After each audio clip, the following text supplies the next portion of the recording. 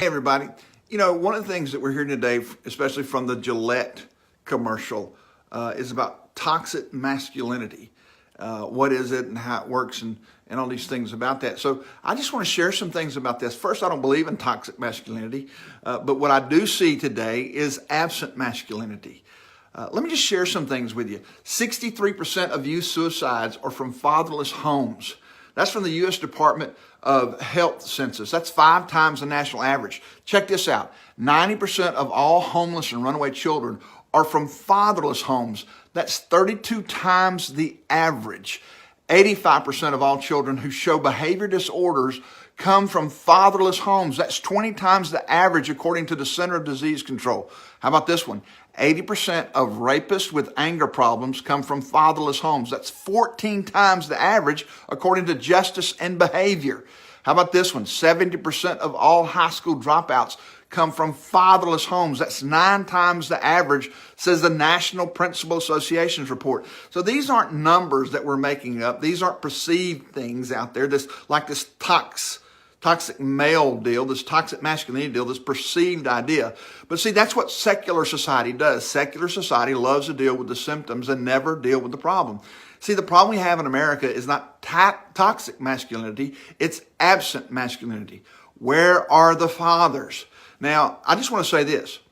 There are many men who are at home, who are good husbands, who are good dads, who are good providers, who are all these things. They're not toxic. They're teaching their sons and their daughters. And they're also loving their wives. So before we go painting with this broad brush about what all men are or aren't, let's talk about real issues like the absent father. How about this?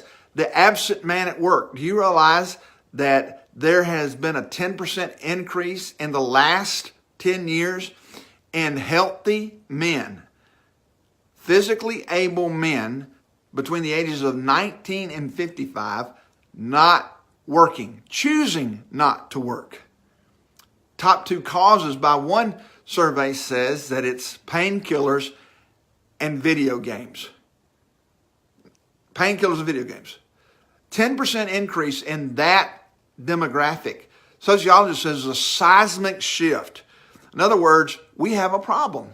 Men aren't in the home. Men aren't going to work. And I can tell you this, as someone who's been in ministry 35 years, men aren't going to church. So before you create this idea, this myth of the toxic man, let's deal with the absent man. The one who's absent from his home. The one who's absent from work. The one who's absent from church.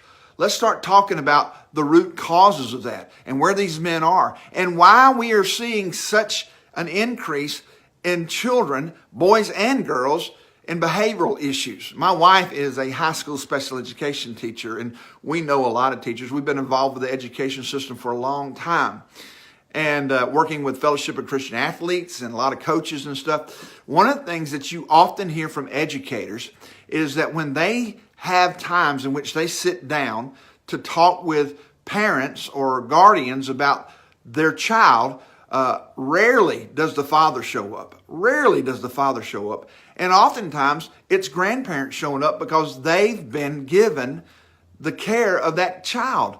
Mom and dad aren't even in the picture. Grandmama and granddaddy are raising children, aunts and uncles. So when you start talking about things like toxic masculinity, I just challenge you. Let's start dealing with some root issues. Where are the men? Where are the men? Why is fatherlessness so big in America? Why is it such an issue? Why aren't men going to work? And to the church, I would say this. I mean, come on. It's time for us to man up, man. Quit making church so feminine, so powerless.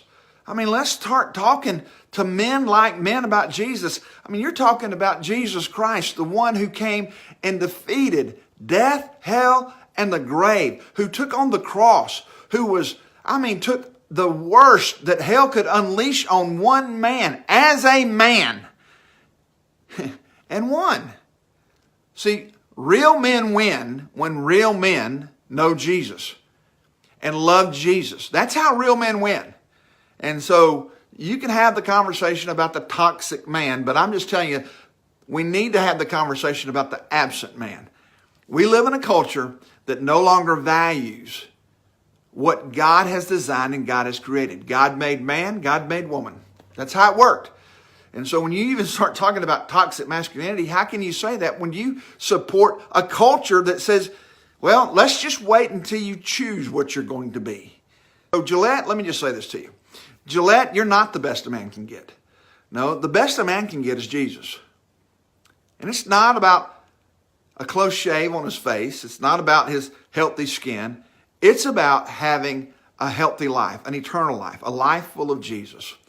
So I just want to encourage you, before you start claiming this myth of toxic masculinity, let's start dealing with some real issues that men are facing. Absent fathers, absent from the workplace, absent from the church. It's not toxic masculinity that's bothering us. It's absent masculinity. We need men of virtue, men of honor, men of courage, to be men who will show our sons and our daughters what real men are and who real men love and how they behave. So don't start talking about a toxic masculinity until you're ready to deal with the absent masculinity. God bless you. I'll hopefully see you real soon.